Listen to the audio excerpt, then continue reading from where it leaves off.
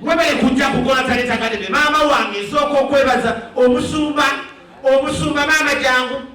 Taata wange yasabiranga ku kyaki era nga katusabirawo era njagala okutegeeza nti taata yafa. Papa, my godfather, you know, muzengeji wajjanga y'omukeeka. Ne bw'oliba ofunye omukyala nga nze ejjanga y'omukeeka. Ono mukeeka oguyingidde mu nnyumba empya. Omukyala okiwulidde? Omukyala okiwulidde ogenda kujja maama omugiranga y'omukeeka. Kati omukazi ono namukubidde essimu. Bannanga abakyala kyova olaba abakyala tebaaliko kubayigiriza Yesu be yayita. Lwansonga emu abakyala baagala nnyo baweereza transport. Kati ono omukazi namugambe kaamu ya boyfriend and celebration. I don't have transport. But you are there, you have had. Olubadde lunaku lwa hand over. Olwaleero bannange ennyumba namwe mugirabye. Ennyumba mugirabye bwefaanana, bwe kimu kirabye bwe kifaanana.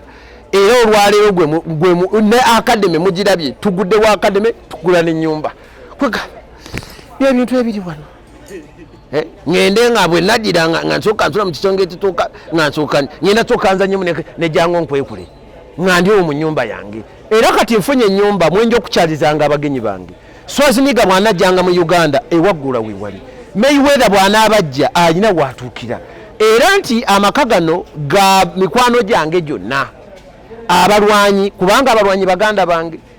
Ngenda kubeera nga tumiitingiranga wano nga tukola ebintu eby'enjawulo. Tugenda kweyongeremu activities ez'enjawulo. Tugenda kusomesa abaana, tugenda ku traininga, nze gwolaba nkola body fitness.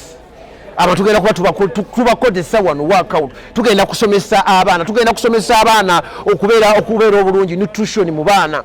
Tugenda kubeerawo ne cat walk, pussy walk. Abakazi simanyi lwaki tali wano.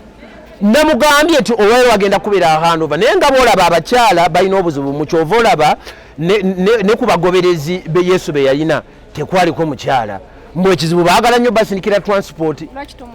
Nanje mbadde ku biici eri namugambye fuba nnyo otuukewo. Namuweereza se naye omukazi oyinza omuweereza se n'agamba ekizibu kibaddewo mbadde nzija maama pressure n'emukuba.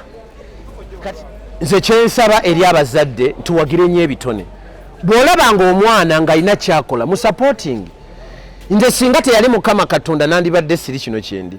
Naye Mukama yambeererawo nnyo. Buli bw'ota supportinga mwana aggwamu amaanyi oba kimutwalira ebbanga ddene okutuuka ku ekyo kyaluubirira. Ne buli bw'omusupportinga afuna amaanyi n'akola nnyo. So mbasaba musupportinga abaana. Ebitone byava eri Mukama Katonda.